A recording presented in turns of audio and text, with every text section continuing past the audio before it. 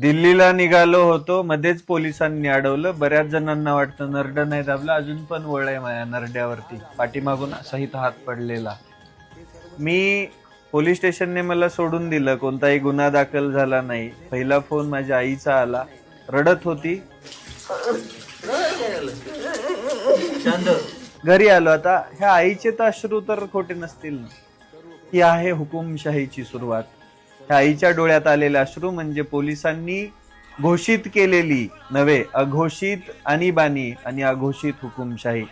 पण या प्रत्येक अश्रूची किंमत या सरकारला मोजावी लागणार. मी माझ्या आईला बळच शांत केलंय. तो आक्रोश आहे इथल्या सिस्टीमच्या विरोधामध्ये, केलेल्या गळचेपीच्या विरोधामध्ये. एक गोष्ट कायम लक्षात ठेवा, तुम्ही माझ्यासारख्या तरुणांचे कितीही आवाज दाबायचा प्रयत्न केला तरी हा आवाज कधीच दबणार नाही. तो कायम बुलंदच असणार. कारण की भारत देश लोकशाहीवरती चालतो, हुकुमशाहीवरती नाही.